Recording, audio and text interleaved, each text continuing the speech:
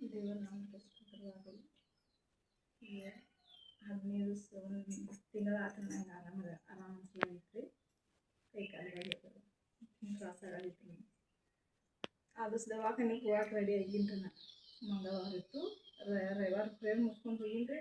ಸೋಮವಾರ ಮಂಗಳವಾರ ತ್ರಾಸ ಆಗೋಣ ದವಾಖಾನೆಗೆ ಹೋಗಕ್ಕೆ ರೆಡಿ ಹೋಗಬೇಕೇನು ನನ್ನ ಕಸಿಂದ ರೆಡಿಯಾಗಿ ಡಾಕ್ಟರ್ಗೆ ಫೋನ್ ಹಚ್ಚಿ ಹೋಗ್ಬೇಕಿತ್ತು ರೀ. ಅಷ್ಟರೊಳಗೆ ಬ್ರದರ್ ಹೋಗಿ ಫೋನ್ ಮಾಡಿದ್ರು, ಹಿಂಗೆ ರೀ ತ್ರಾಸ ಆಗೈತೆ. ಇವ್ರು ನನ್ನ ದವಾಖಾನೆಗೆ ಹೋದ್ರೆ ಪ್ರೇಯರ್ ಎಣ್ಣೆ ಅದು ಏನು ಇದು ಮಾಡೋಂಗಿಲ್ಲ, ನೀವು ದೇವ್ರ ಮ್ಯಾಗ ವಿಶ್ವಾಸ ಇಡ್ರಿ.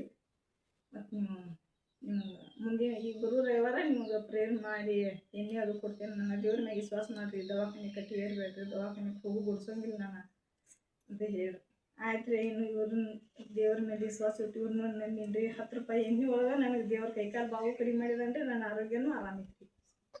ಏನು ಪ್ರಾಬ್ಲಮ್ ಇಲ್ಲ.